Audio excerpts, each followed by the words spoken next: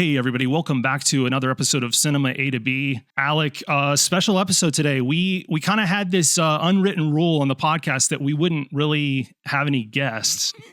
It wasn't a hard and fast rule, but when we started this, that really wasn't the aim. But I'm happy to break that rule for today's guest. I'll give him a quick introduction. Today's guest is an Emmy-nominated director, storyboard artist, animator with a career in film spanning nearly 4 decades.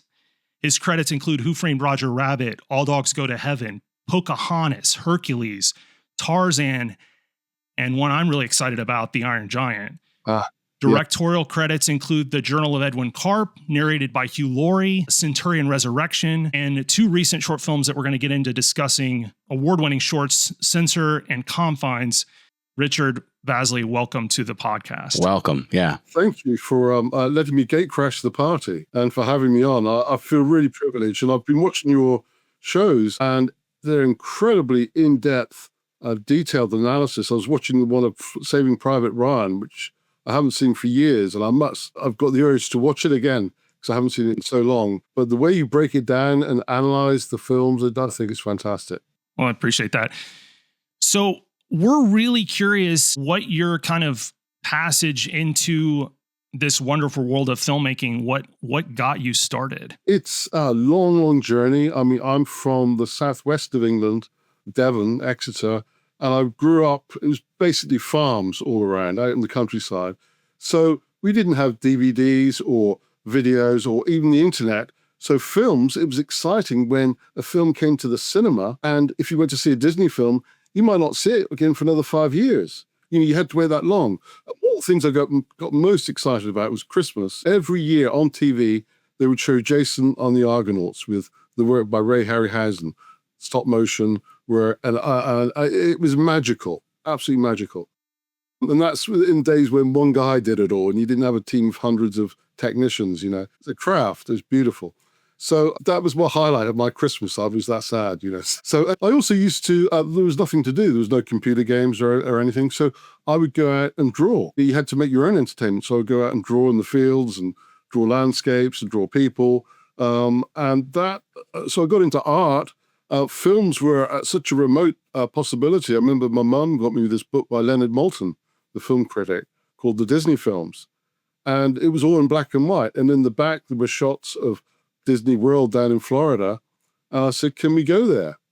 And she said, well, no, you've got to be rich to go there. And this was in the years before cheap package deals to Miami. It didn't exist. So it was this far away thing. So I had no idea, it's a long journey, I had no idea that within 15 years, or probably a bit longer, that I would be at Disney and I would be a lead animator, and then I could take 6 guests for free to Disneyland and have discount. And it was a good time. We weren't like rock stars, nothing like that. But if we were at the park and you showed your pass and the cast members knew you were an animator, they quite often wanted a picture. So it was quite good for the ego. It was That's a good awesome. time. So what year did you start with Disney then? Oh my! So years later, I went to art school, did graphic design, publicity, went to London, and I went up. I heard they were doing Who Framed Roger Rabbit in London. I'm trying to remember what year that would be now. You'd know better than me, actually, the year. But the year Roger Rabbit was made. And I went along with a bunch of artwork, and they looked at my portfolio and said, well, this is very nice, but we're looking for experienced animators. So I went away and taught myself, basically. I got a coffee table with a glass top and a light, because you do what's called the in-betweens, in between the animators. That's your entry level. That's when you learn your craft. It takes at least 5 years to become a good traditional animator, So I taught myself over 6 months and then went back. Well, I went actually to some other studios, and one studio said, look, this is a really good test. We'll show it to Disney. And I went up, they recommended me. And I went up and they said, well, we'll give you an in-between test. And I did it. And then they asked me to do evening classes for 10 weeks. And then they hired me at the lowest level as an in-betweener.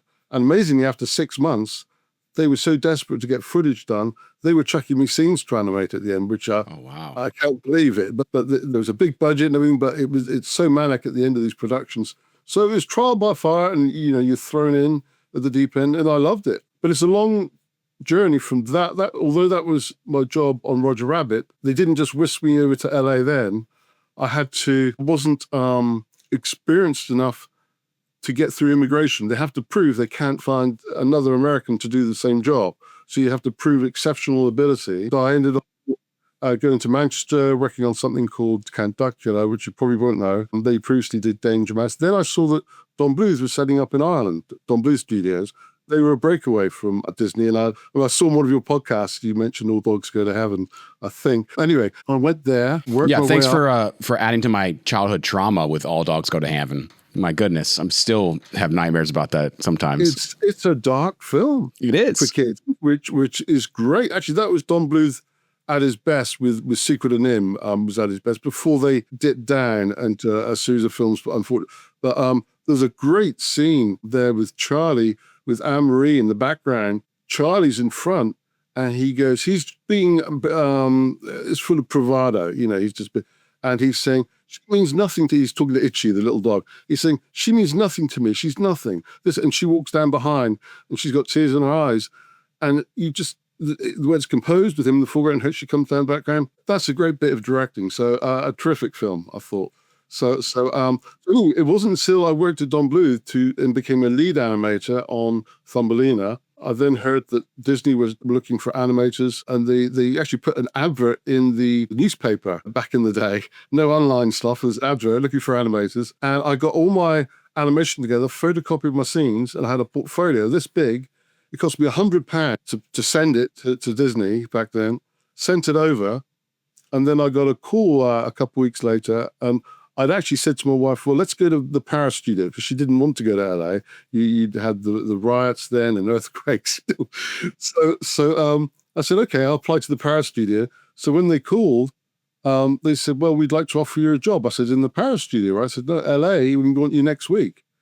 And boom. I went over, and it changed my life, and it set up everything. Although it's animation and I'm doing live action, we'll talk about it in a bit, but there's so many transferable skills, and the people that I've met along the way, working with actors, all kinds of things. I mean, at Disney, it was almost like being at a university. You had life drawing every lunchtime with Steve Houston and Glenn Vilppu, some of the best artists, and Chris Vogler. We'd have lectures on story.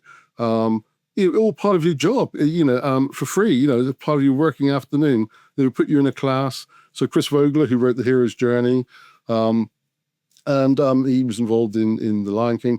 We were able to pick his brains. You got to meet some top actors. Some of them did the characters that I worked on. So it was a moment in time. 2D animation, Lion King had come out. Boom, it was massive. DreamWorks set up. All our salaries doubled, which was nice. But what's interesting is that it's a roller coaster, this business. And so 2D animation, everyone was jumping on the bandwagon. Warner Brothers set up, and they'll segue into the Iron Giant in a minute. And it was a magic. You don't realize when you're in it how incredible it is. You take it for granted. And you get offered some money, and you say, "Oh no, I want more." What was I thinking? It was a great time. I was in LA for about 7 years, but Toy Story came out. John Lasseter had gone off, set up Pixar with Steve Jobs, and he's a brilliant storyteller. And Disney, their storytelling was sort of declining too, so it was a double whammy. So CGI was new and different, but they also were telling better stories by this stage. And 2D collapsed, completely collapsed. So suddenly we were in demand, and it was kind of a slow death. Within a few years, you couldn't really make a full-time living doing what we did. It was so specific. It got blown out of the water. So animators diversed into storyboarding, which I did for a while, CGI, which I did for a while. So they diversed into other areas, and some, like the cleanup artists, got other jobs because that job didn't exist anymore. But as I say, it's all a part of the process. I was able to meet some great people when I was there. Howard Kazanjian became a friend, producer of Raiders of the Lost Ark and Return of the Jedi. I got to meet a lot of great people that stay lifelong friends. Awesome. And it's been even though I'm back in England now, I still feel very connected to Hollywood and to my friends over there. There's a real connection. I grew up on American films, we all did over here, and TV series, Starsky and Hutch, Kojak. We loved all of that. So it was incredible to be there in amongst it all for that period of time. So it was. I remember going to lunch with Hercules one time, and this before I met Gary Kurtz, who later became my partner in GVK Hybrid. And we had lunch, and we were talking about Star Wars. And he actually said, because he took over from Gary Kurtz on Empire Strikes Back, because it went over budget, and it was Lucas's own money, and they fell out, and they went their separate ways. So Howard moved in, but he actually had the courtesy to say, he said, the reason the first 2 Star Wars were so good was because of Gary Kurtz and the editor. And he said that. I've got a lot of behind-the-scenes gossip, if you like. In some cases, I have to be careful. But yeah, what a roller coaster. And I'm still riding that roller coaster as much as I can. You know? So I've been back about 25 years, something like that. But I've been going back and forth. So I was there I started on Pocahontas animating on John Smith, then moved on to Hercules and was a lead animator on 3 of the characters. One of the characters was one of the Earth parents, Amphitryon, and I got to meet Hal Holbrook at the recording session. That's awesome. Did a caricature at the time. So how wonderful to meet a legend like that. And Barbara Barry, who did the voice for the mother. And then when I went to Warner Brothers, I worked on The Iron Giant, but I got to meet David Hyde Pierce because he was the voice of my character Drix. I was doing CGI by this time. I sort of segued into it, and it was this pill character, and I was coming off the Iron Giant, and they were looking for a character for me to do. They said, well, Drix would suit you. So I started doing tests, and I actually said, you know what? It would be better in CG, this particular, because it's a pill and perfectly formed with a cross on it, which to draw is a nightmare. So it's a very, mechanical shape. So I said this would be better done like the Giant in CGI with a line render that gives it that toon effect. So they said, yeah, okay, we want you to do it. So I was like, oh my goodness, I'd never animated in CGI. They brought someone in to train me in 3 months, Maya. Very rusty now, by the way, and I don't animate now. But so I had a team of best part 20 animators coming on who'd all been doing this for years, and I was to supervise them all. The great thing is, coming off the Iron Giant, all the key animators have massive respect from the crew. So they didn't give me any grief thing, and bless them, they were great. Because I'm not technical. Technically, they knew a lot more than me, but I could just ask the questions. How do we fix this? You know, sometimes when you draw things, you cheat. You do, if you look at Sword and Stone, there's an artist called Milt Kahl, and he would do drawings of Madame Mim, and you watch some of those drawings, and you think, God, actually, if you took a 3D model and moved it around, it wouldn't work, but it works because he was into Picasso in a 2D way. And it looked fantastic. And funny thing is, Frank Thomas, who's a brilliant animator and performer, wasn't the draftsman that Milt Kahl was, and he always had a breakdown because he couldn't draw his characters the same way. So that's another interesting anecdote there. Dropping all the tea on these animators. Getting all the gossip. This is great. Yeah, all the gossip. Yeah, there's more too.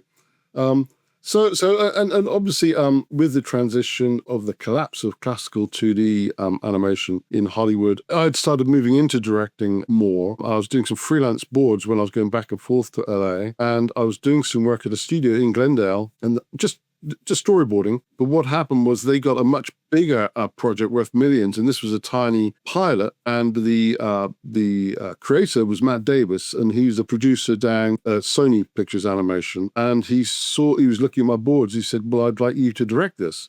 And the studio had dropped it because the budget was low. So I said, we looked around and we found a studio in San Francisco called Ghostbot.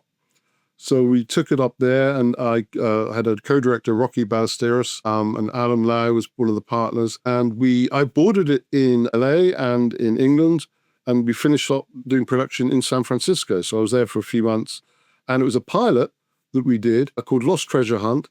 You can find it online. And we went on against all the odds to get 2 Emmy nominations for it, against Nickelodeon and Disney, and all. You know, we were up there, and ours was a fraction of the budget, fraction. But you know, where there's a will, there's a way. And passion, you can do all sorts, you know.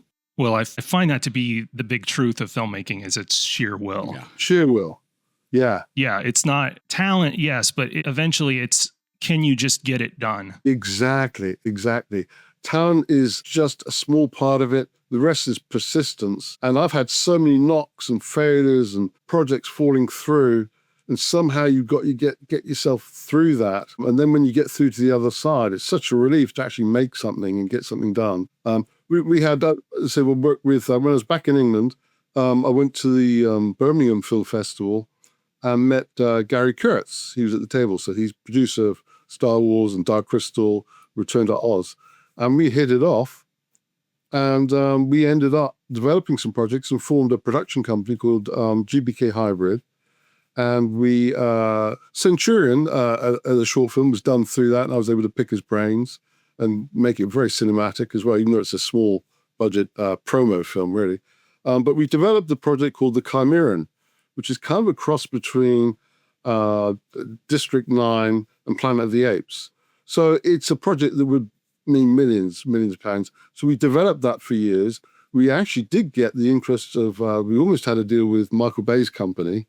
It would have been a very different project. I'm not sure Gary would have wanted it to go that way, but hey, sometimes money talks, and I would have taken a big paycheck, but I think Michael would have been directing it. Anyway, that hasn't happened. That project's been still circulating in Hollywood with a big producer right now. But I got frustrated with all these projects falling through, and there's so many pieces that have got to be put in place, and the finance, and you got to have an A-list for actor and all that stuff. I was good friends with a DOP, and I said to him, "Look, you've got the equipment, you've got the eye." He was mainly doing corporate work, very good, but it's a different thing. But he wanted to branch out more and love films. I said, let's just go make a film. We had no money. Let's just make a film. And Tom Conti was a friend of mine. I wanted him in another project called Icy Spiders. And the Hollywood producers that were involved at that time wanted a bigger name, go figure. But Tom Conti, of course, incredible. He was good enough for Christopher Nolan, So I said to Tom, I said, look, I've got this little project. I know Icy Spiders hasn't happened, but we've got no budget. He said, Richard, I'd happily help you. So he went off and did the voice. Of course, most of the characters are off screen. And he did the voice for me as a favor. And I'll be forever grateful to Tom Conti, who is a legend, hugely excited I still talk to him once in a while. And what I did a portrait, a drawing. Sometimes I do some fine art on the side, and I auction it through the Auctioneer, it's called here. I'll give them a shout out. And I do some, I don't know if I should say, some artwork from some films inspired by. Sure, yeah. Let's leave it at that. I enjoy it. Anyway, so he gave me some great advice. He said, Richard, give the actors freedom. And interestingly, Christopher Nolan saw, one of his actors said, Gary Oldman, one of his actors, Gary Oldman said, he doesn't give them extensive notes on set. They've worked it out ahead of time, discussed it. And one time he said, just up the intensity. There's a famous actor as well who says, I'm trying to think of his name, and he says, just let me do my job. So, and one of the things when I was at Disney too, because basically I was an actor with a pencil. So people think illustrator, it's not. Drawing is just the vehicle, you're an actor. So I learned a lot of things. We did improv classes and other things, and the directors on Hercules, hugely experienced. Directed Aladdin, multiple other Basil Baker Street, lots of other films. And they actually gave us, the lead animators, a lot of freedom. So you had ownership of that character. So you helped develop the design, the way it moved, the way it performed. And I remember for certain characters, you need live action reference. Don Bluth is big into that.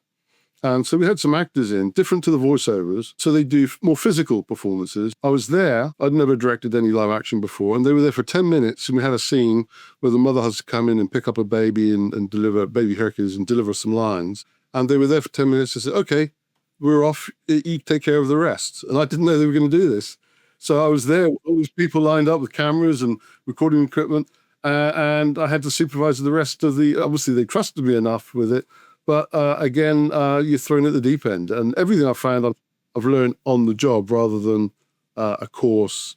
You learn, like Tarantino, he didn't go to film school. He learned by doing it, by making and watching films, experiencing life. Yeah, Nolan didn't go to film school either. No, he wanted to, but his father wouldn't let him. That's right. That's right. I saw that. Yeah. I saw the podcast where he said that. But he teamed up with, I think his partner's a top producer. So I mean, he's a brilliant director. But if you get those sort of teams as well, I think she's been hugely influential in getting the films made as well. Well, I wanted to talk to you about that because I noticed that it seems like you've got a nice core together now, but talk a little bit about the value in that, in trying to keep the same people in those key roles. Absolutely.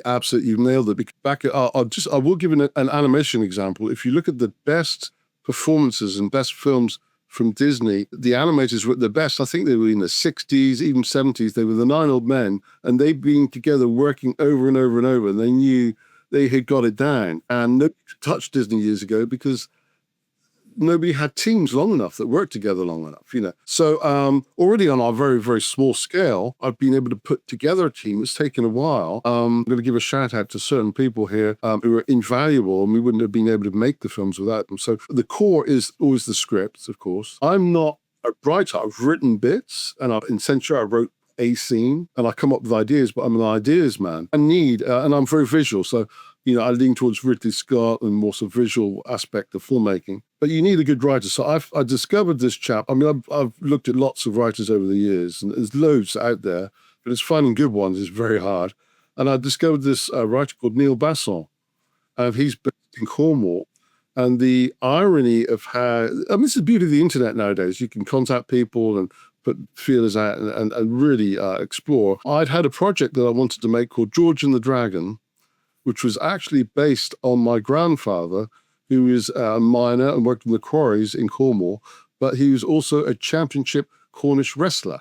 All his life, he lived in the village as a working man, but they used to have hundreds of people would turn out. In the century before, there would be thousands of people would turn out for Cornish wrestling. In fact, there's a US president who did it, and I can't remember his name right now, but there's a US president that did Cornish wrestling. So my grandfather would tell me these stories, and he'd never been abroad, but he went to London and he wrestled somebody called a Japanese martial arts expert called Yukio Tani. And he went up to London, and it's in the newspapers, or it's all in the press in the old days, where this team of Cornish wrestlers went up and they all battled with him. They all had a wrestling match. And I went through, whilst I was researching it, I was going through the BFI film footage, and there was some black and white, grainy footage of these Cornish wrestlers. And I started studying them, and I zoomed in, and there was my granddad.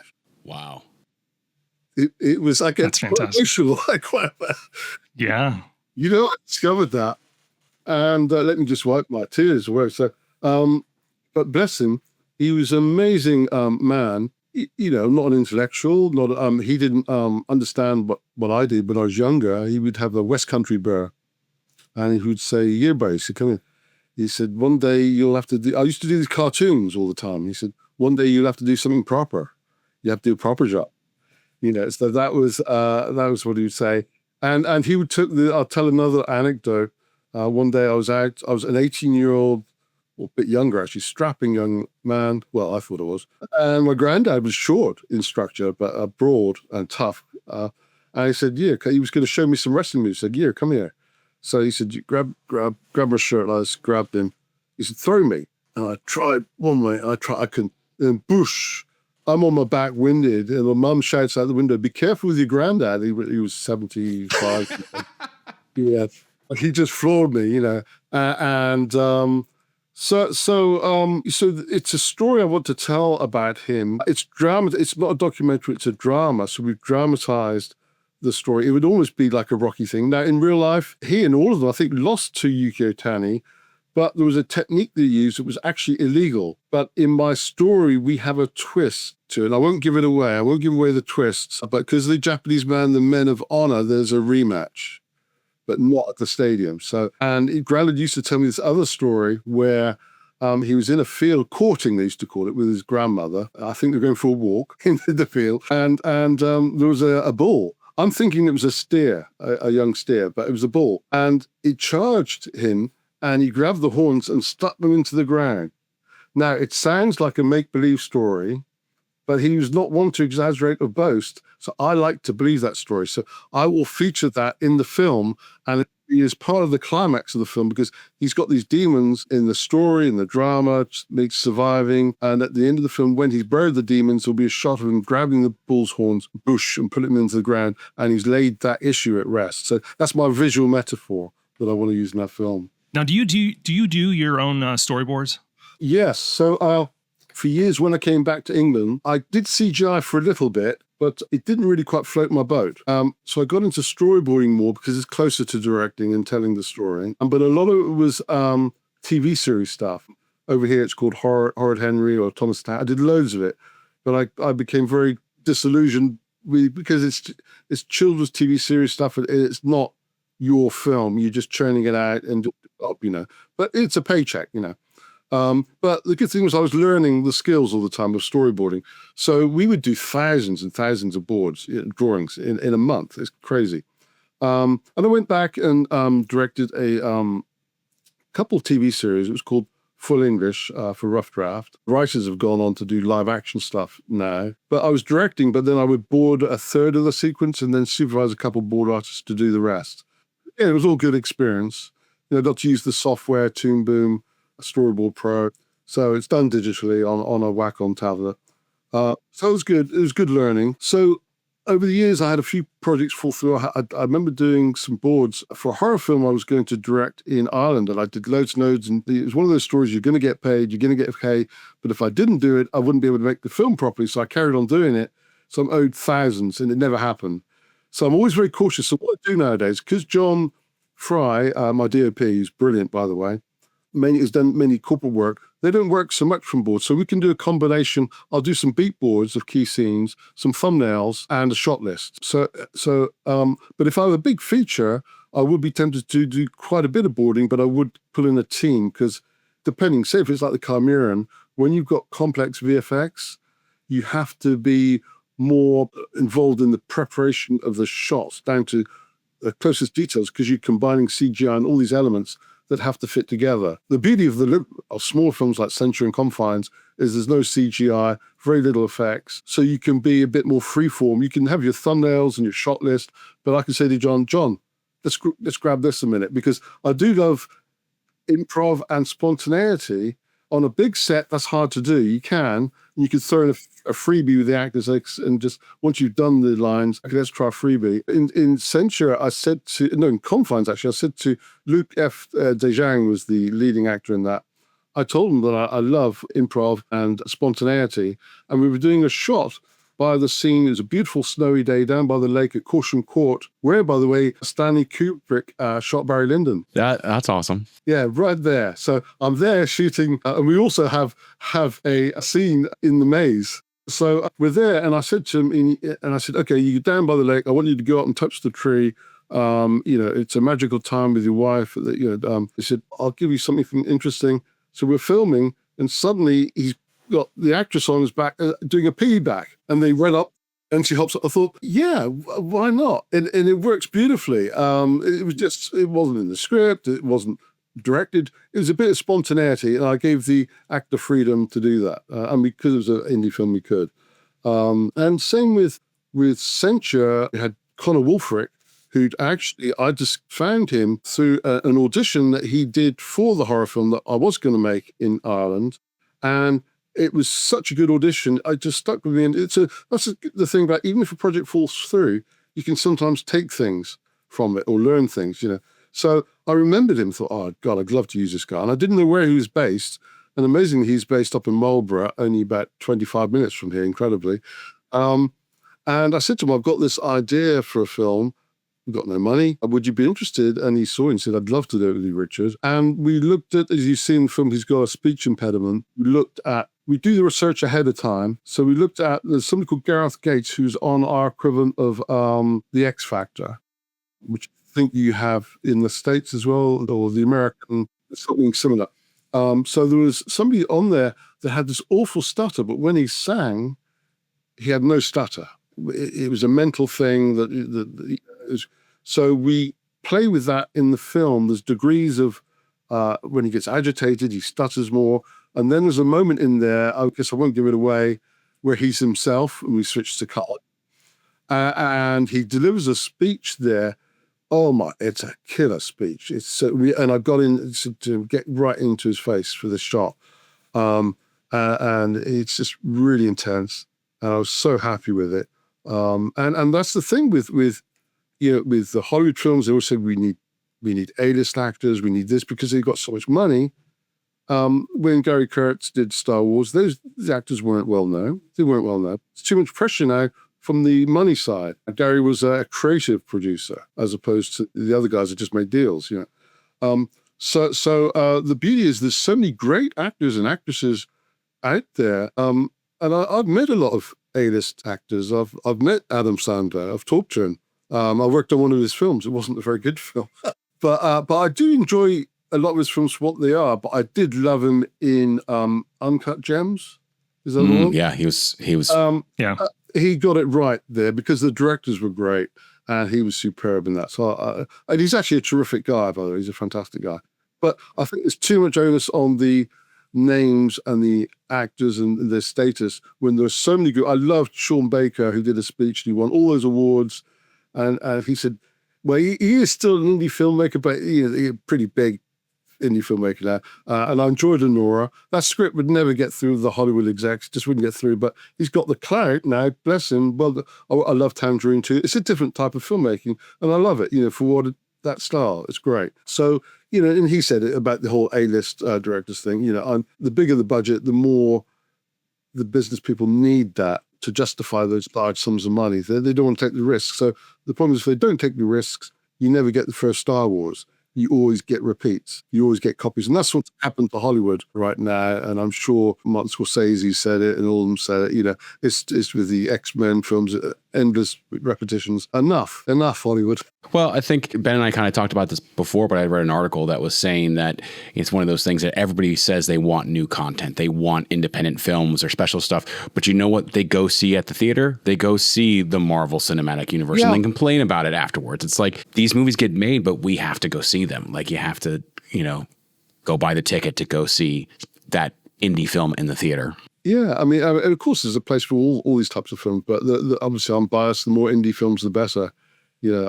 Nowadays, it's so much easier. I couldn't have gone out and made Censure on film. The amount of money it would cost on film to make it, getting a team together, it would have been too costly, it would have been too prohibitive. So the freedom now, I mean, you get Steve Soderbergh, a great director who's made films on an iPhone, fantastic. So the freedom of young people nowadays, or even older people like me. Hey, old folks, get out there, do it. It's never too late. It's good and bad. So anyone can do it, but then you get a lot of bad films out there. But hopefully the good ones will shine through. How many days shooting was Censure? Well, 4 days. What? Wow, that's impressive. John is incredibly fast, and plus, for a reason, we have one actor, mainly voices, a couple other people, and it's all shot in the village. So we didn't have big company moves. We didn't have trucks. In LA, you see all these huge trucks everywhere. We didn't have to move all these things. If you wanted a tea break, I could just grab some stuff from my house. We had the church, the chapel, which is Airbnb, which is, I must give a shout out to Adrian Chivers, the composer of Noise in Your Eye. With his partner on those two films was Daniel Chivers. They're called Noise in Your Eye, and there's also an ensemble of artists, one of whom is Nick Mason of Pink Floyd. He's on our score, and I got to meet him. I actually didn't meet him during production. We had a double bill screening at the Marlborough Parade Cinema, not too far from here, an old theatre that's been renovated, and we had a Q&A session, and there was about 7 or 8 of us from the crew, and Nick Mason turned up. And that was the first time I'd met him. And he said how much he liked the film. How cool was that? And we couldn't have hired him. I won't even tell you what he's worth. It's a lot. Yeah. How early in the process did you determine that I'd say 98% of Censure would be black and white? Really early on, because when I read the script, I knew the key moment when he feels himself. I wanted to switch to color. So I wanted the contrast of the black, of this gloomy, it was rainy. It's beautifully sunny here today. It's gorgeous. It's hotter than Spain here today, apparently. But a lot of the time, fake news, but a lot of the time, it's very, very rainy and overcast. And there's a beauty in that. So down by the train, there's Box Tunnel, by the way, which is Isambard Kingdom designed the tunnel. There's a lot of history around here. And in fact, Thomas the Tank was written just up the road here by the Reverend. So there's an archway with a silhouette of the character coming through the tunnel, and it had rained that day, so we had all the reflections. We're stuck with the weather we've got, basically, when we're shooting on and so we took advantage of it. Same with the snow in Confines. I worked on a big for The Lion, Witch and the Wardrobe a little bit before I went on to the Harry Potter film, and it was all the snow and all the backdrops were all green screen. It was all added. So yeah, literally the whole film was just green screen. Incredible. How costly the props, the snow. But you cannot beat the real thing. We were there. It was snowing. It was wet. It was, but it looked fantastic in the film. So we were very lucky. It could have been awful because I had one film shoot cancelled because of the snow, and we could never get the money together to make that film. But luckily, the snow was enough to look pretty, but not enough to stop the filming. We're very much so good to go back to the black and white. I just wanted to get that sort of intensity. And I loved Roma, Monso Pereira, even Kenneth Branagh's Belfast was in black and white. So but black and white has become a bit more acceptable in the mainstream and to a wider audience. Creatively, I wanted to do that. And because I was in charge, I could. And I like the fact that you used it as an artistic choice for the character, not an artistic choice for... I just want to shoot a black and white film. You were like purposeful of it's black and white because he's... not not himself kind of a thing. Yeah. And I always feel that the ideas should drive the technique. And which is, I'll bring back to the your podcast with Saving Private Ryan, because I share a similar opinion on shaky cam, where you talk about the shaky cam. And you're exactly right. In Saving Private Ryan, it's brilliant because it's the right choice for that moment, and it works for the intensity of the shots and the cameras moving. But when I watched one of the Cloverfield films, I felt sick afterwards because the damn camera wouldn't stop moving. So the technique was overriding the idea.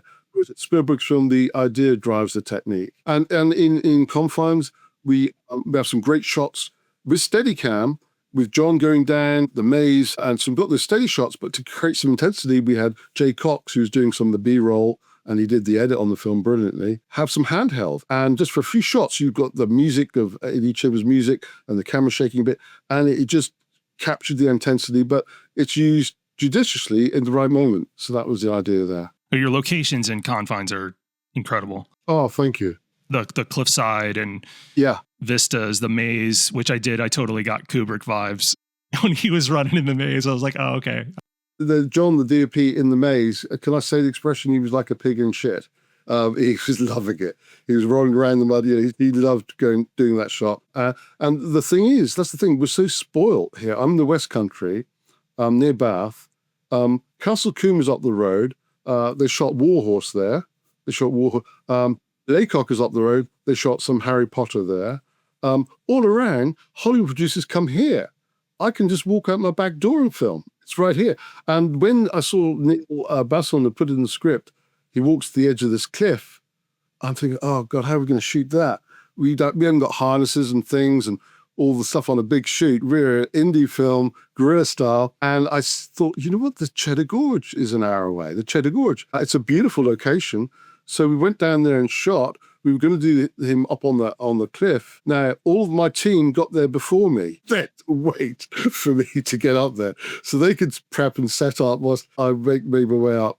There was no helicopter to fly me into the top of the... So when we were shooting near the cliff, I said, don't get too close. Don't get too close to the edge. And we could film it in a way, John could film it that it looks close. And Luke's walking up to the edge and I'm saying, stop. And he takes another step and I'm saying, stop. He said, I can get a better shot here. I said, I don't care. I need you alive. Stay. And we shot it. And John's up there, gets in behind him. I get this. Oh my! I'll just let you know. I was way back, and shouting at the directions from afar. So the joys of indie filmmaking. You do what you got to do, and somehow you find a way. Well, but I appreciate your commitment to safety, because indie films are the ones that end up being the most dangerous, because people are just willing to push too far. Look what's happened terribly with Alec Baldwin, how sad that was. And some other big directors, there's been incidents on sets, even with all the safety and everything you can have in place. There's unpredictability, that you can't predict sometimes. So, you got to be aware of those things. But we can take genuine risks that aren't that risky when you're, because you haven't got the red tape and the restrictions, film permits. In some cases, you sort of need them, but in a lot of cases, you can put up a notice. You can film anywhere. If you come in shot, we need to get them to sign something. And the beauty is, because John has done a lot of corporate stuff, he's fast, we can move quickly, which is why we did it in 4 days.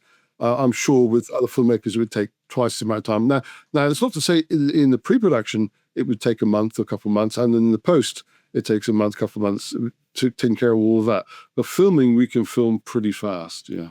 And they've all won awards. Every department has won award. Literally, best actors. Luke won a best actor in Cannes at the Cannes 7th Art Festival. AD got the 7th Cannes 7th Art Festival, got best composer. Over 60 awards and counting for both films. A couple of years they've done the festival circuit.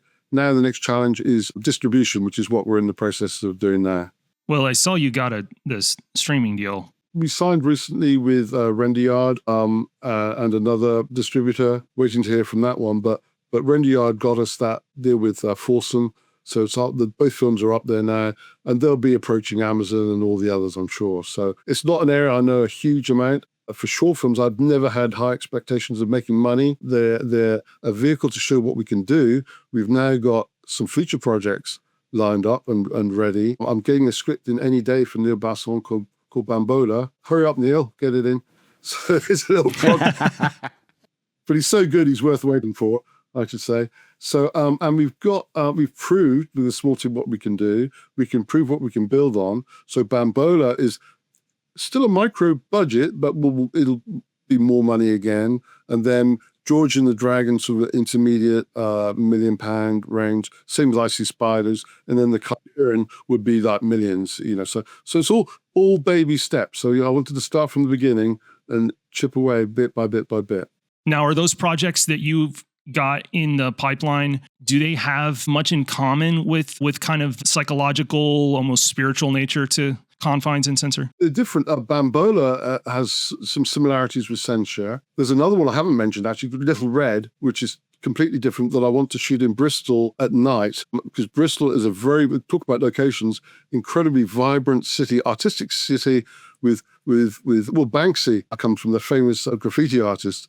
Comes from there. So there's certain streets covered in graffiti. It's a fantastic place to film. So I've got a film based there that I want to shoot. Again, a micro budget.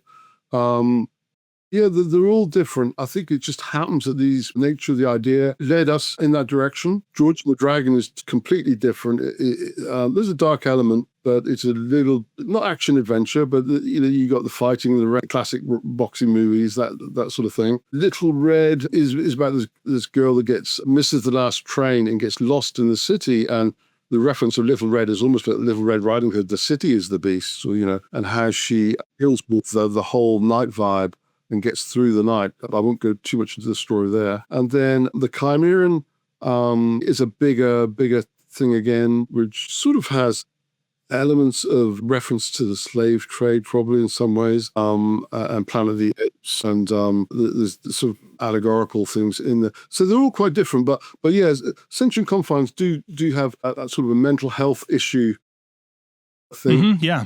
They say talk about what you know, so maybe there's some mental health issues that I'm getting out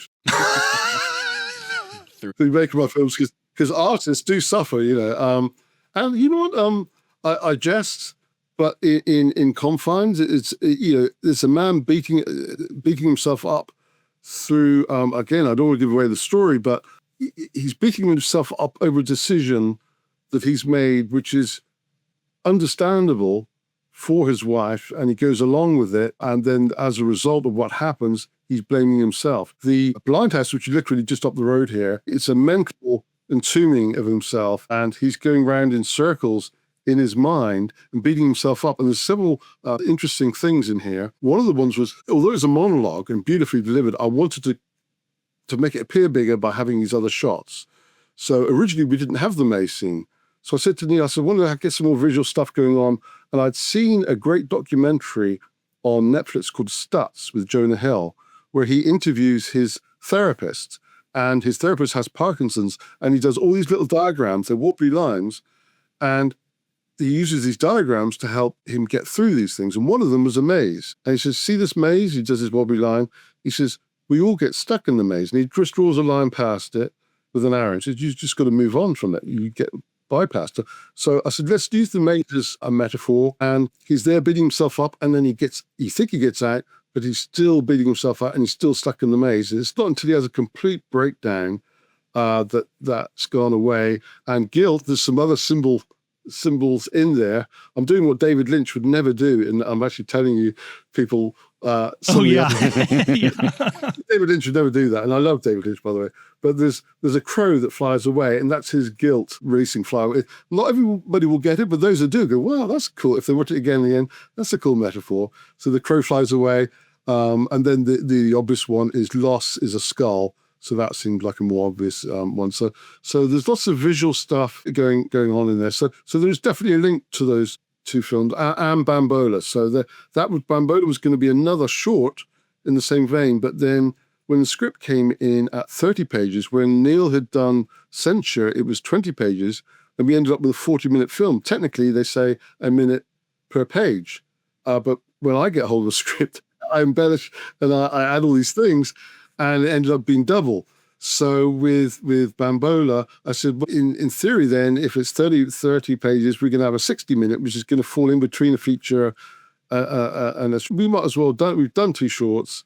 Let's go for it. Let's expand it. That's what he's doing right now, and he's expanded it. And by the way, I've got 2 potential producers maybe putting money in. I can't say who they are. One of them is massive, and it's not the type of film that he's known for a whole slew. I'm dying to say, but it may not happen. We'll see. So he's done a lot of big blockbusters, but he wants to give back and work with small indie filmmakers. And if that happens, that would be quite magical. But we'll see. If that happens, I'll be shouting it out everywhere. But we'll see. Lots of moving pieces. Lots. To get these things off the ground. So, Ben, all I'm hearing is just that we're going to have to get started on The Boys Will Do You Wrong Too. Tell the rest of that story. No. What is that? I missed that one. It was a dreadful short film that I made in film school and Alex starred in it with another friend, and it was It was terrible. Well, you know what? Said he did his short film was awful, but Spielberg said his first film was dreadful. So you picked your company. Yeah. Yeah. No, it was bad, and it was a backup project for something that was a good script, but was just too involved for the small crew I had at the time, and we shot for couple hours, and I just made the decision. I was like, we don't have the... Every film's a learning experience, so just rack it up as one of those things. I tend to keep those films quiet. Yeah. I've buried them somewhere, and I don't mention them. Oh, yeah. This can't make the YouTube. No. And it's not... No, it's not going to have the original one's not going to make it. No. So it seems like given the disruption, that you're kind of taking advantage of this disrupted ecosystem we have and just saying, let's go, let's make movies. Absolutely. Like, I remember, I love watching the David Lynch videos that he did, and they said something about his career, and he said, what career? It's all about the doing.